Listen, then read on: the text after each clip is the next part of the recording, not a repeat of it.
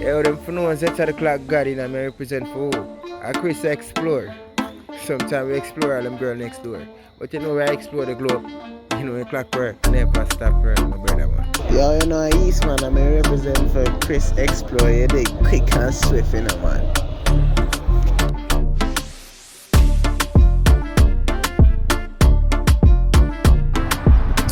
My people, so I just landed in Italy now.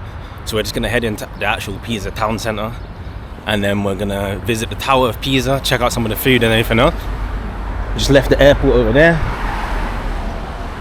One thing I noticed when I landed into Italy, right, so much mountains and nature, I kind of felt like I kind of was expecting Italy, well, to be mainly just like all buildings and city, but there's actually so much nature, and I love the kind of landscape and the architecture of it as well. It's a little bit confusing when you leave the airport, but when you get your maps together, you can kind of find your way around. I recommend using Airlio as an eSIM. That's what I do when I travel, so I've always got data on the move.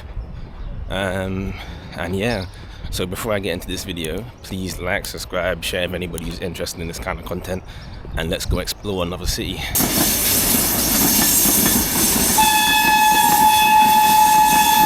Buses here, I think they do like a similar system to what they do in other parts of Europe, where you just kind of download the app and then you get yourself like a bus pass. I haven't actually used it yet, but towards like the end I'm going to use it when I'm going back to Florence and there's other places as well. But yeah man, the overall aesthetic of the place is just a lot of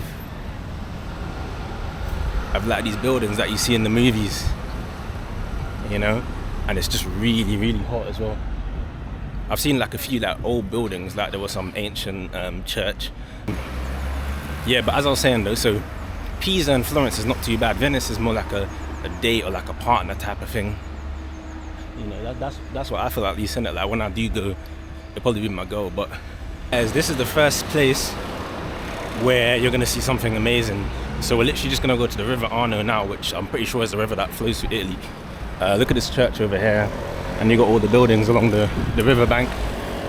I'm gonna start pointing it out when we get to the other side. So this is it guys, the River Arno. Then you got like all the different buildings all across the color. I was someone who used to play like those civilization games, like Age of the Empires and stuff like that. If you know about that, then these buildings ring a bell. You know? So these are the kind of buildings you have, like a consulate building. Not sure if that's what it is, but it looks like they had an old sort of church thing here going on as well.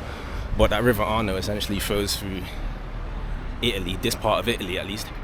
On that side, you got some abandoned mill or church. Looks pretty cool. This is it, man. I'm going to show you the other side of it in Florence, where it's more built up as well. So you'll kind of see the difference on both ends of the river. I'm not sure how far down it flows, if it goes down into the other side, other parts of Italy as well.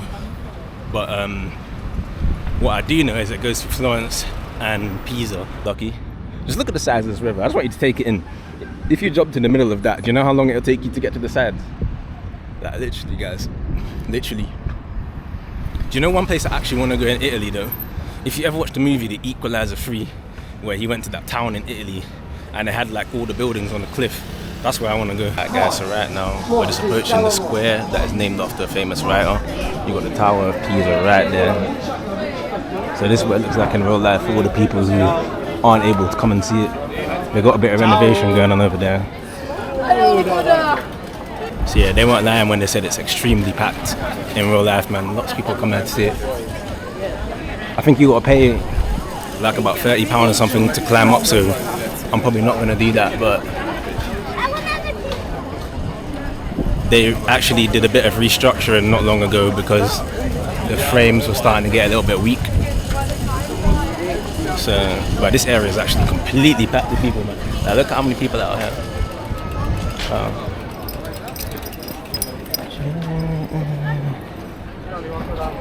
This is like I said, this is the famous plaza named after a writer. Let me just confirm the name. So that's Piazza del Duomo. So you can see there's a lot of tourist groups and guys coming out here to see this building. You know, okay, let me tell you something funny. Yeah, when I actually came to the airport today, I actually didn't have no memory cards for my camera. So I had to spend like about £40 before I even left the airport just to get a memory card for this one. And I wasn't able to get one for my camera, unfortunately. So I'm kind of pissed about that, but just got to kind of make the most of it now, really. So as you can see, there's a lot of nice architectural buildings in this area. One of them is obviously the Tower of Pisa. I think there's a cathedral down in this area as well. It looks like, do you know what, let me start off in the end and then I'll come back here. So I'll start off over here and then I'll kind of walk you through some of the buildings in this area. I'm actually really annoyed that I can't have my camera and get photos. What I might do is I might put the memory card from this into my camera and then try and take photos afterwards. Can you go around this way? Yeah, you can, okay. Alright, so let's go and have a look at this building over here. I think it's one of the ones on my wish list to check out, so let's see. Yeah, this is the Cathedral of Pisa. So we'll have a look at that. So I'll be honest, like, out of all the buildings I've seen in some of my journeys, I always said Turkey probably had the best so far. But I have to admit that this one kind of beats that, just by the sheer size of it and, you know, the design of it. Plus this whole area is just kind of set in that sort of time frame. Like even the ground is all that marble, you know, and it retains that sort of medieval look. So I have to say that Italy's kind of won. So even look, if you look at that, you can see the small little details. They've got some words carved into the building there, and it's just pure marble, man. Wow. Yeah, I got that. Italy's winning, man. Italy's winning for the architecture so far. Was it Turkey that I said was the best? Maybe I might have said Turkey. I'm not sure. But just look at this building, man, and look at all the detail. Like in each of these bits, you have like a pope or someone carved into it. That's just amazing, man. Look at the size of the doors, though. I don't know who they're letting in there. I might come back to this one just because the line is crazy and I want to make the most of my time. So what I'm definitely gonna have to put my actual SD card into my camera, because there's no way I could come here and not get no photos.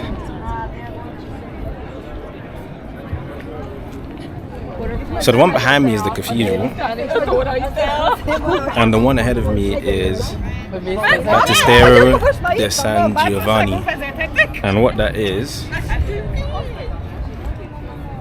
looks like a kind of, I'm actually gonna have to search this, I'll be honest with you. Oh man, one second. Yeah, so it's another historical landmark. It's about £8 to go inside. It's just another cathedral essentially, but I don't believe it's famous as the one behind me, because the one behind me is the actual Cathedral of Pisa. That one's about 20. I think that one's about £20 to go in. This one's about 8. What's over here now? Literally all the buildings are just all got that same marble build to it. So I guess that's the kind of way they used to do their infrastructure back in the day in Italy. Everything you got to pay quite a bit to get inside though. It's supposed to be the cloistered cemetery, that's what it says, like the English translation for it. But I'm gonna walk around it. There's actually too much to see. It's actually kind of, what's the word, over exhilarating, because like every time I see one thing I see another thing. But if you look here, so all around this area they've got walls going up, so I guess this used to be like an isolated plaza by itself, some sort of castle ground. As you can see, it's got the old castle gate there as well. It's got an animal up there as well. So maybe that has some relevance. Anybody who's from here, tell me in the comment section. You could actually go up on that wall, okay. Bet you got to pay a fortune to go up there though. And then they've got the tower around there as well. My favourite building so far is probably this one. The Pisa one is amazing as well when you think about the structural design, how they managed to keep it leaning for all these years and not, well, I know they reinforced it, but it's still quite amazing to me, you know. Over here they got some sort of statues of an animal leaping, like some sort of leopard or something. Let's go a little bit closer to the fence to see just so I can show you how massive this fence is. And I kind of want to see if it's wood or metal. It kind of looks like wood with metal studs. So let's see what that looks like. It's very sunny, guys, so I apologize if you can't see my face properly. Yeah, so it's big wooden planks. I don't know who was locking that at night time. I don't know. They probably need about 5 guys to lock that. And anybody, oh, that's the graveyard over there actually. Jewish Cemetery of Pisa. Okay, that's interesting. Wow. So I'm not gonna go in there. I don't think you could even go in there right now, but this is one of the old cemeteries that they have here. I'm gonna see if I can actually get up onto the wall. But they've got a lot of renovations going on, as you can see. I can't remember the date that they actually did the restructuring of the Pisa Tower. But I know it wasn't too long ago. I think they put reinforced steel to kind of keep it going. So I'm gonna walk around here. I'm gonna do a full lap of this place again. But in order, so I could actually say this building's this building's that. Because right now I just walked in there and there's literally so much going on, thousands and thousands of people too. So it's kind of overstimulating. But look in the background, that's that cathedral I was telling you about. I just want to see what's happening over here. Over here I can actually show you the gate itself. So this is the size of it. Look at the size of these wooden planks and how thick and firm it is, man. Pause. And then you got all the metal studs in it. So and this is what they used to lock with. So I don't know who was doing that. Whoever had that duty, I feel sorry for them. This is like the old kind of back vineyard kind of setting. This is the exit. Looks like they got some military jets or something over here. Let's just have a quick look at that.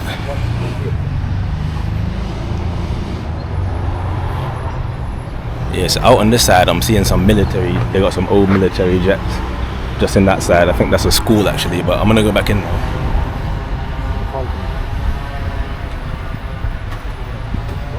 Yeah, so just look at this. This is like, I want to see more orchards. So I'm hoping more I go around I'll start to see more of that kind of orchard. Because that's kind of what I associate with Italy, although it's like a French thing as well. The orchards, you know, but I guess we'll see. Italy seems to have a lot of vineyards as well. So we'll see what, if I could see any of that on my journeys here. It's so difficult to multitask getting photos and vlogging at the same time, guys. So appreciate the effort I'm putting in for you. This is my first time back on a solo trip in quite a while as well. So running on 3 hours of sleep, I'm not gonna lie to you, I'll be a little bit transparent. I had a little bit of travel anxiety. I'm still hungry, I still haven't ate anything, so. But I kind of want to get these parts done first. Then I could go and sit down and eat. Most of the landmarks are in this area anyway. There's a few others, but this is like the main area for it. So yeah, as I said, the gates go all the way around. They got some sort of massive building in the back there. I'll try and get the name of that for you guys. I'm sorry that I'm not going to go into any of the buildings, but I've lost a lot of money with this whole SD card situation. So I won't be doing that, unfortunately, except the things that are free. So that building's called the Miracoli di Pisa, it looks like, and it looks like a museum. So a lot of people are kind of just laying down, sunbathing. Can't imagine a better thing to do here, to be honest, although it is overly packed with people. No exaggeration, it really is. So yeah, I mean, that's it really. So you got the Cathedral of Pisa, you got this cathedral here, you've got the Tower of Pisa as well, and the museum, some of the other buildings. I believe there's a graveyard beyond there as well, from what I checked on the map. And that's it really. If you want to see the inside, there's a lot of other videos out there that kind of show that. But I'm gonna give it like another circle just to see what else. I need to get some short form content of this as well. So, but the queues are ridiculous. You're talking about that 30-40 minutes waiting time. So you can see why I can't do that. Even though I already spent the money that I was gonna spend to go in these places, the waiting time for these queues are crazy as it is. Like, look, and that's literally everywhere. So, but yeah, let's go around to the tower again. I love how you can kind of see like the mountains and the skyline over in the distance over there. You see, if I had more time here, yeah, if I had like at least couple of days, maybe a week, I probably would have done some hikes as well, because I'm sure Italy, or this area of Italy, has some interesting hikes. When I was coming on the plane, you could see like a lot of nature and Greenland, so I'm sure there's a heap of hikes you could do around here as well, with some nice views. Considering you're looking down on this city as well, I could imagine there will be some beautiful views. So there's parts where it's going to be a bit dark, because I'm going to go and take a break to get some food though, because I'm actually really hungry. But I'm going to do like a little photography run as well.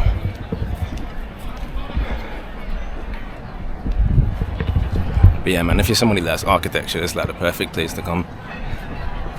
I'm so upset about not having my SD cards, because I would have actually came back with them full. Then again though, I bought a new one, 128 gigabyte, so I'm probably going to come back and have a lot of editing to do. More so for myself though, because you guys are just going to get a video. The photos, I'm actually considering that I might actually start like a little travel photography page where I start sharing the photos from some of my favorite countries, because I've got like a whole album of like Turkey, Morocco, actually not so much Morocco, but Turkey I do, Caribbean a little bit, although I wasn't really focused on photography when I went there, and a few other locations though. But guys, I just want you to understand the kind of crowds you got around there. You literally be waiting ages to do anything. And here's the tower from behind me, look. So it looks like.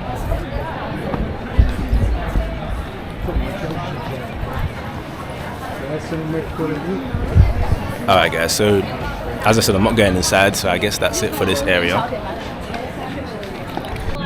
So that's it really. So I've been around the square, which is like the main attraction when you come to Pisa. Most of the buildings to visit are around there, so I've kind of checked them all out.